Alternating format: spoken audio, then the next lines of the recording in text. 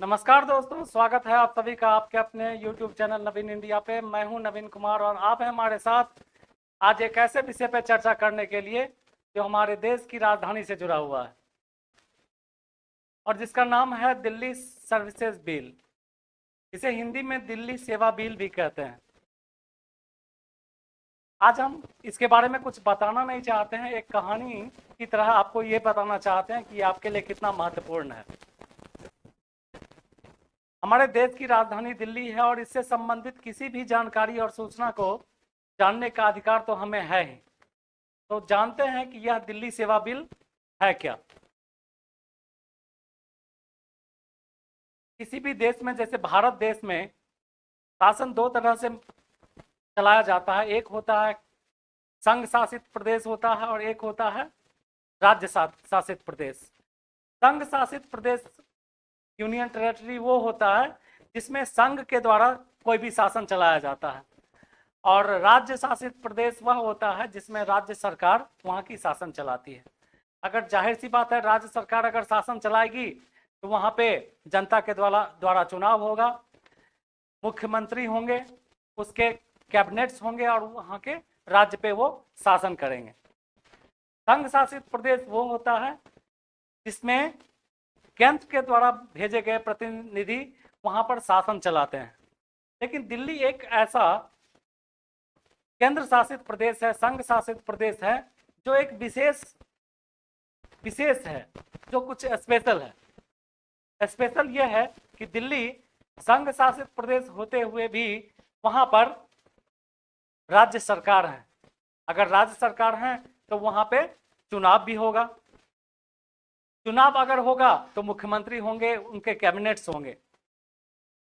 वहां का कोई भी डिसीजन अगर लिया जाएगा तो डिसीजन जो है क्या राज्य सरकार लेगी, लेकिन वहां पे यहाँ के राज्यपाल की तरह राज्यपाल नहीं होते हैं।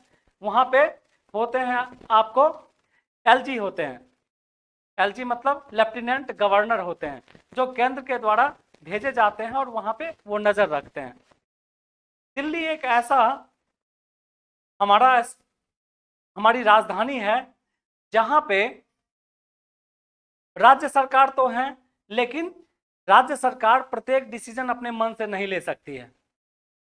जैसे पुलिस, पब्लिक सर्विस और जमीन यानी लैंड, ये तीन चीजों को छोड़ के बाकी किसी भी चीज पे दिल्ली सरकार कानून बना सकती है और उसका पालन करवा सकती है। लेकिन विवाद यहीं से प्रारंभ होता है। इस विवाद को सुलझाने के लिए यह विधेयक लाया गया, दिल्ली सर्विसेज बिल लाया गया। वो विवाद था सेवा से संबंधित, अर्थात वहां पे जितने भी बड़े से बड़े अधिकारी दिए जाते हैं या अधिकारी का चुनाव होता है या वो जो एग्जाम पास करके जाते हैं, उन अधिकारी यानी आईएएस आईपीएस से लेके निम्न वर्ग के चपरासी तक का भी जो जिनको अपॉइंट किया जाता है वो कभी दिल्ली सरकार करती थी और कभी एलजी के द्वारा होता था। लेकिन अब शुरुआत करते हैं कि दिल्ली को विशेष राज्य का दर्जा मिला कैसे। लगभग 69वां संविधान संशोधन के द्वारा आर्टिकल 239 कैपिटल ए के द्वारा, जिसमें आपको एस बालाकृष्णन समिति की सिफारिश पे दिल्ली को विशेष राज्य का दर्जा दिया गया। दिल्ली को विशेष राज्य का दर्जा दिया गया और वहां पे चुनाव भी होने लगे और मुख्यमंत्री और उनके मंत्रिमंडल भी बनने लगे। लेकिन सबसे बड़ा दिक्कत यह था कि दिल्ली में जो सेवा क्षेत्र हैं यानी सेवा सेक्टर जो है, उन्हें कौन अपॉइंट करेगा और उनको बर्खास्त या वहां से रिप्लेस या हटा के दूसरे जगह पे कौन देगा। ठीक है, वहां पर एक विधानसभा भी है। विधानसभा मैंने पहले ही बता दिया किसी भी चीज पे कानून बना सकती है, लेकिन तीन चीजों को छोड़ के, पहला है लैंड, दूसरा है पुलिस और तीसरा है पब्लिक सर्विस से संबंधित। और इसलिए 2015 में जब वहां पर केजरीवाल की सरकार आई, तभी से यह दिक्कतों की शुरुआत हो गई कि आखिर इन लोगों को कौन अपॉइंट करेगा और कौन हटाएगा। अगर दिल्ली में जो सरकार है वही सरकार अगर केंद्र में होगी तब तो ये दिक्कतें नहीं होती, लेकिन 2015 में दिल्ली में केजरीवाल की सरकार आ गई और केंद्र में बीजेपी की सरकार आ गई। अब एलजी को अपॉइंट करके वहां पर केंद्र सरकार भेजी। बाकी के राज्यों में जो वहां के राज्यपाल होते हैं वो सर्वोच्च वहां के नागरिक होते हैं और उनका एक अलग काम होता है। लेकिन दिल्ली में कोई भी जो एलजी वहां से बन के जाते हैं वो वहां के सर्वोच्च नागरिक नहीं होते हैं, वो वहां पे इसलिए अपॉइंट किया जाते हैं जैसे वो प्रशासनिक अधिकारी हो, प्रशासनिक अधिकारी के तौर पे उन्हें अपॉइंट वहां पे किया जाता है। ठीक है, चलिए देखते हैं इसके बारे में कुछ डिटेल। बहुत कुछ हमने आपको बता दिया। यहां लिखा है दिल्ली सेवा बिल क्या है।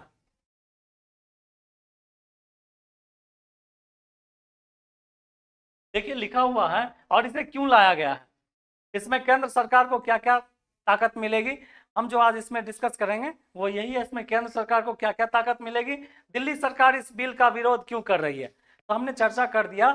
क्योंकि सबसे प्रमुख बात है अगर सरकार वहां पे कोई है तो वहां के प्रशासनिक अधिकारियों को बदलने और अपॉइंट करने का अधिकार उन्हें उन्हें होना चाहिए।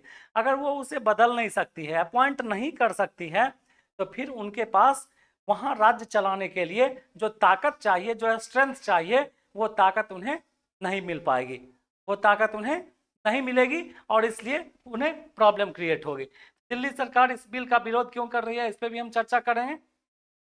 केंद्र सरकार और राज्य सरकार के बीच मतभेद का कारण क्या है, चलिए इसका पहले थोड़ा सा इतिहास देख लेते हैं। 1966 में दिल्ली एडमिनिस्ट्रेशन एक्ट बनाया गया, मुख्य आयुक्त की जगह एलजी ने ले लिया। ठीक है, तो 1966 में जो एक्ट बनाया गया उस एक्ट में मुख्य आयुक्त की जगह एलजी यानी आपका वहां पर जो अपॉइंट होते हैं उन्होंने ले लिया। ठीक है, लेफ्टिनेंट गवर्नर ने वहां पे उसका जगह ले लिया, मुख्य आयुक्त का जगह लेफ्टिनेंट गवर्नर ने ले लिया। 7 नवंबर 1966 को दिल्ली का पहला लेफ्टिनेंट गवर्नर नियुक्त किया गया। ठीक है, लिखा हुआ महानगर परिषद एलजी को मात्र सलाह दे सकती थी, अधिकारों को लेकर केंद्र और केजरीवाल सरकार के बीच लंबे समय से विवाद चल रहा है। अगर वहां पर अगर केंद्र वहां पर अगर राज्य का शासन भी है लेकिन डिसीजन राज्य सरकार अकेले नहीं ले सकती थी। पहले क्या था कि अगर राज्य सरकार और एलजी दोनों मिलके अगर किसी किसी टॉपिक पे अगर विवाद होता था तो वो उसे राष्ट्रपति के पास भेजते थे और राष्ट्रपति जो डिसीजन देते थे उन पे वो काम होता था। ठीक है, लेकिन बाद में इसमें कई सारे बदलाव किए गए।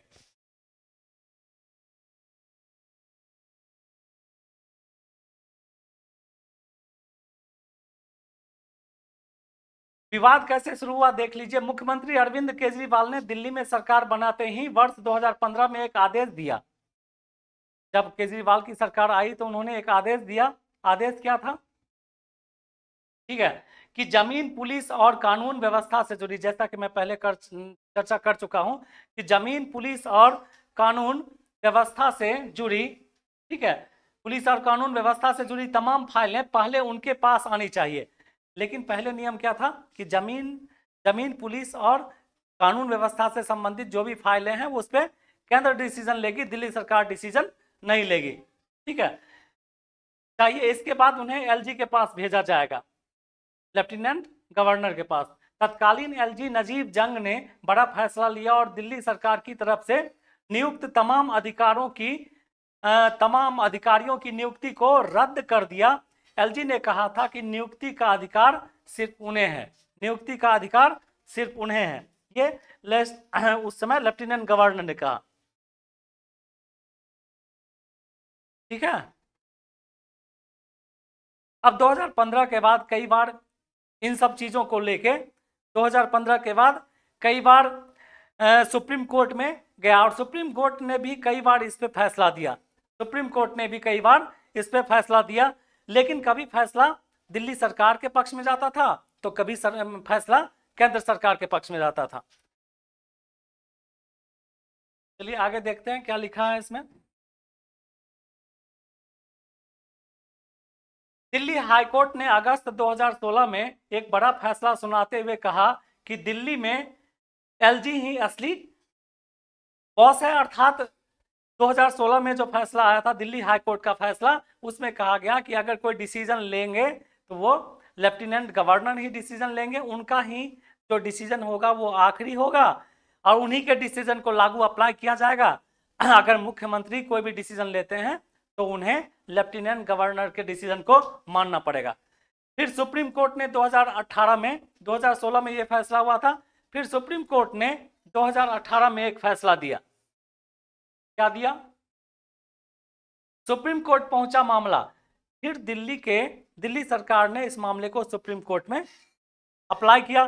तो सुप्रीम कोर्ट में पहुंचा मामला, हाईकोर्ट को इससे झटका मिलने के बाद केजरीवाल सरकार की तरफ से इस फैसले को सुप्रीम कोर्ट में चुनौती दी गई। मामले की लंबी सुनवाई के बाद वर्ष 2018 में सुप्रीम कोर्ट ने ऐतिहासिक फैसला सुनाते हुए साफ किया कि चुनी हुई सरकार ही दिल्ली की असली सरकार कामकाज के मामले में होगी, उन्हें ही फैसला का अधिकार होगा किसी चीज का। अब इस डिसीजन के बाद केंद्र सरकार ने एक बिल लाया, ठीक है।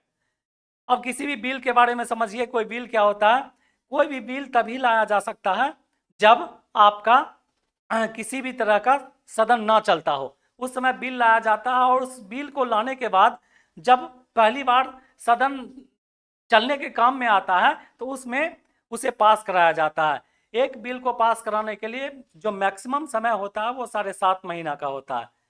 आप 6 महीना भी कह सकते हैं। 6 महीना के अंदर उस बिल को दोनों सदन यानी उच्च सदन राज्यसभा और निम्न सदन लोकसभा में पास कराया जाता है। पास कराना जरूरी होता है, नहीं तो ये बिल डेड कर जाता है। ये भी आपको समझ में आ रहा है? ये ऑर्डिनेंस जो ये एनसीटी बिल जो था, केंद्र की तरफ से संसद में बिल लाकर एलजी व सरकार की शक्तियों को परिभाषित किया गया।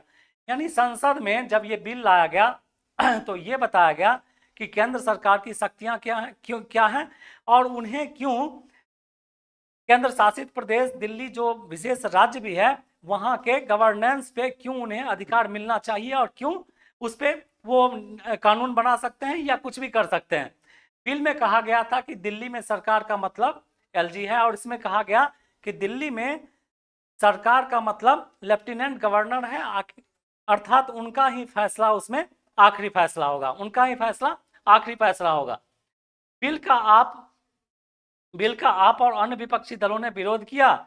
11 मई 2023 को ये फैसला आपके जानने के लिए। फिर 11 मई 2023 को सुप्रीम कोर्ट ने एक फैसला दिया। 11 मई 2023 को सुप्रीम कोर्ट ने फिर दिल्ली सरकार को राहत देते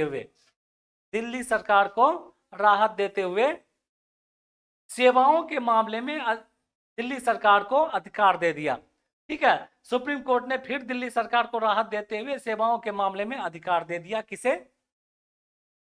दिल्ली सरकार को।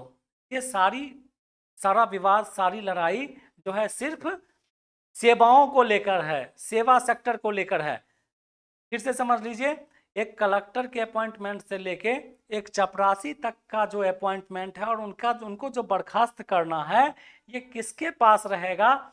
जिनके पास ये अधिकार रहेगा वही ताकतवर होंगे। और इसी की तो लड़ाई थी। 2023 के फिर फैसले में सुप्रीम कोर्ट ने ये अधिकार दिल्ली सरकार को दे दिया और उसके बाद केंद्र सरकार ने अपने तरफ से इसे परिभाषित करते हुए जो बिल लाया, उस बिल में ये कहा गया कि नहीं, ये सेवा क्षेत्र हमेशा केंद्र सरकार के पास रहेगा, क्योंकि वो केंद्र ही पूरे देश को चलाती है और दिल्ली उस देश की राजधानी है। इस कारण से इसे केंद्र सरकार के पास इस सेवा क्षेत्र को होना चाहिए। ठीक है, चलिए, दिल्ली सेवा बिल विधेयक लाया गया।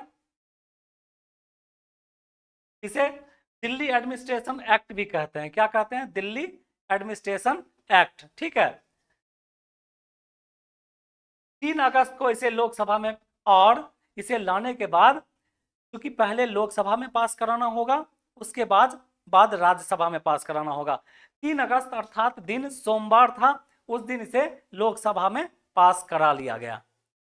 और सबको पता था कि अगर यह बिल राज्यसभा में पास हो जाएगा तो फिर राष्ट्रपति के साइन करते हैं ये बिल पूरी तरह से लागू हो जाएगा। ठीक है, इसके बाद इस पे सुप्रीम कोर्ट जो भी डिसीजन देगा उसे बाद में देखा जाएगा, लेकिन राज्यसभा में इसे पास होते ही ये जो बिल है वो फाइनल हो जाएगा। ठीक है, 7 अगस्त को राज्यसभा, 7 अगस्त का दिन बृहस्पतिवार, और उस दिन ये बिल राज्यसभा में भी पास कर दिया गया। राज्यसभा में भी ये बिल जो है पास कर दिया गया। इस ऑर्डिनेंस में कहा गया कि सर्विसेज जो है सेंटर के पास, अर्थात इस पे जो अधिकार होगा वो एलजी साहब ही लेंगे, यानी लेफ्टिनेंट गवर्नर जो सेंटर के द्वारा अपॉइंट हैं उन्हें ही अधिकार मिलेगा किसी भी चीज को करने के लिए। और इसमें एक मतलब कुछ अधिकार दिया गया जिसमें कहा गया 7 अगस्त को पास हो गया, विधेयक 2023 के लिए राष्ट्रपति के पास जाए, विधेयक 2023 में राष्ट्रपति के पास जाएगा और उनकी मंजूरी के बाद यह अध्यादेश लागू हो जाएगा। यह अध्यादेश उनकी मंजूरी के बाद क्या होगा, लागू हो जाएगा। ठीक है, अब चलिए एक चीज और देखते हैं। अब एक इसे चलाने के लिए एक ऑथोरिटी बनाया गया। उस ऑथोरिटी का नाम था, क्या नाम है उसका, NCCS। देख लीजिए,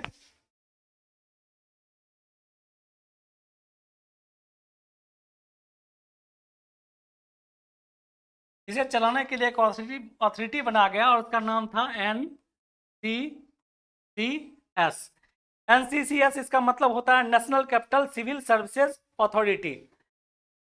national capital civil services authority, NCCS, national capital civil services authority. और इनका काम क्या था? अब ये इनका काम ये था कि ये रिकमेंड करेंगे कि एलजी के पास, ठीक है, एलजी के पास जो भी वहां से मतलब जो कुछ भी राज्य सरकार डिसीजन लेगी वो एलजी के पास जाएगा, और एलजी जो है वो उसे अपने अपने हिसाब से उस डिसीजन पे अमल करेंगे या ऑर्डर देंगे कि ऐसा करना चाहिए। इसके लिए तीन अधिकारियों को, 3 लोगों को चुना गया कि इसमें 3 होंगे। एनसीसी जो NCCSA है, NCCSA जो है, ठीक है, नेशनल सिविल सर्विसेज, ठीक है, अथॉरिटी जो है, इसमें तीन लोगों को चुना गया। कौन कौन थे इसमें देख लीजिए, गृह सचिव, मुख्य सचिव और सीएम। इसमें चुना गया किनको? 3 लोगों को।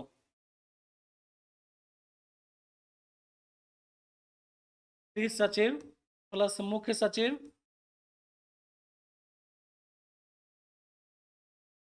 Plus CM.